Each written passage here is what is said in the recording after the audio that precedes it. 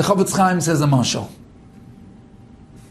Chofetz Chaim says, imagine there's a king, and he wants to have fashioned for him an exquisite crown.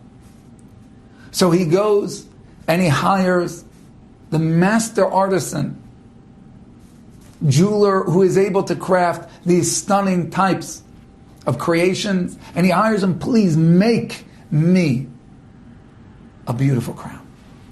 And the artisan says, no problem. This is what I do. This is what I create. The power of my hands, you wouldn't believe what they can do. He takes the raw material and he goes to his workshop. But oy vavoy, this craftsman, he may have been a master of his art, but he was not a master of taking care of his workshop. And so he comes in and he begins to work with the machinery, but it's rusty and it's dusty and it's chipped. And so as he's working out with the gems and cutting them, and as he's crafting the metal, the machines, they just can't produce that vision he has in his head for the crown. And at the end of the day, the crown he produces, yes, it's a crown, but it is so shy of what he meant to create. It's got so many dents, nicks in it. The gems don't sparkle. The metal is dented. And the crown he gives to the king is shameful for what he truly has the power to have done had he taken care of the equipment.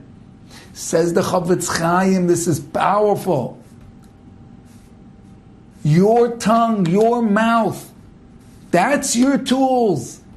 It's by that tool that you learn Torah, study Torah to light up the world. It's your mouth that davens to change reality. It's your mouth that makes blessings to bring God's presence into this world.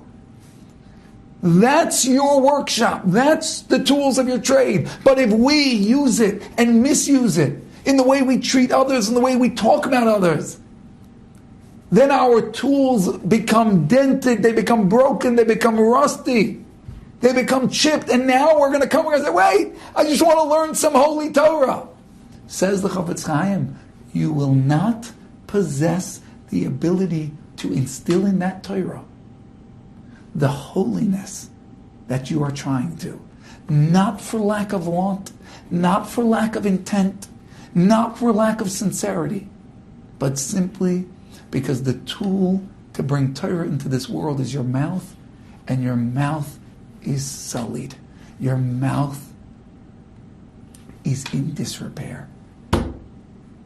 Our davening can't be as effective, learning and everything else that we do spiritually